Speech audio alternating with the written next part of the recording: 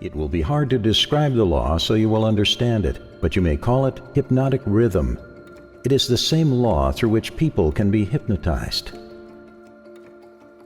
You, of course, know that nature maintains a perfect balance between all the elements and all the energy in the universe. You can see that the stars and planets move with perfect precision, each one keeping its own place in time and space. You can see that the seasons of the year come and go with perfect regularity. You can see an oak tree grows from an acorn, and a pine tree grows from the seed of its ancestor. An acorn never produces a pine, and a pine seed never produces an oak. These are simple things which anyone can understand.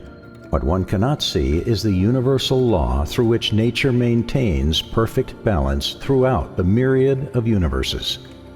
The world caught a fragmentary glimpse of this great universal law when Newton discovered that it holds your Earth in its position and causes all material objects to be attracted toward the center of the Earth.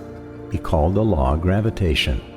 As I said, there is a universal form of energy which nature keeps a perfect balance between all matter and energy.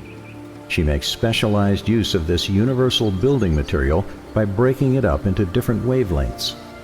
The breaking up process is carried on through habit. You will better understand what I'm trying to convey if I compare it with the method by which one learns to play music. At first, the notes are memorized in the mind. Then they are related to one another through melody and rhythm. By repetition, the melody and rhythm become fixed in the mind. Observe how relentlessly the musician must repeat a tune before he masters it. Through repetition, the musical notes blend, and then you have music. Any impulse of thought that the mind repeats over and over through habit forms an organized rhythm. Undesirable habits can be broken. They must be broken before they assume the proportions of rhythm. Are you following me? Rhythm is the last stage of habit.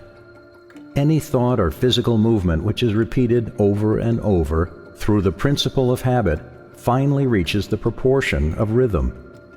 Then the habit cannot be broken because nature takes it over and makes it permanent. It's something like a whirlpool in water. An object may keep floating indefinitely unless it is caught in a whirlpool.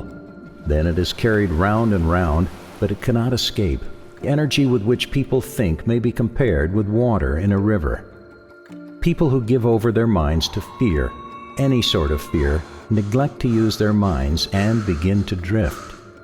Eventually they drift into the whirlpool of hypnotic rhythm, from which they may never escape. You may know that no one can be hypnotized by another person without his willingness to be hypnotized. The willingness may assume the form of indifference toward life generally, lack of ambition, fear, lack of definiteness of purpose, and many other forms. Nature does not need one's consent in order to place him under the spell of hypnotic rhythm. It needs only to find him off guard through any form of neglect to use his own mind. Remember this: whatever you have, you use it or lose it. All successful attempts to break the habit of drifting must be done before nature makes the habit permanent through hypnotic rhythm. Nature uses hypnotic rhythm to make one's dominating thoughts and one's thought habits permanent. That is why poverty is disease.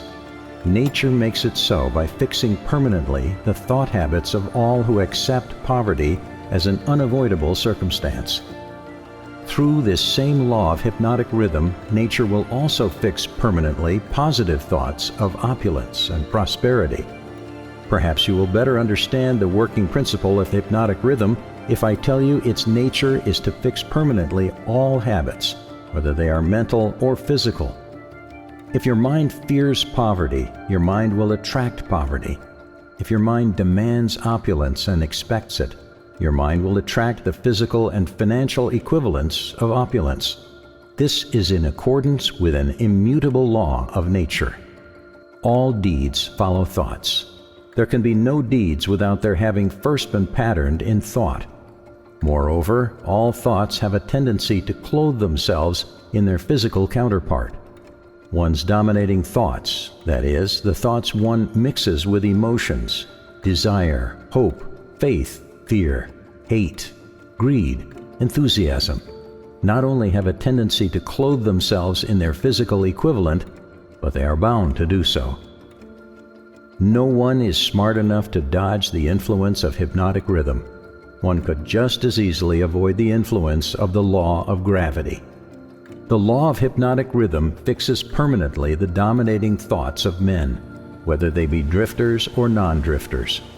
There is no reason why a non-drifter would want to avoid the influence of hypnotic rhythm, because that law is favorable to him. It helps him convert his dominating aims, plans, and purposes into their physical replicas. It fixes his habits of thought and makes them permanent. Only the drifter would wish to dodge the influence of hypnotic rhythm.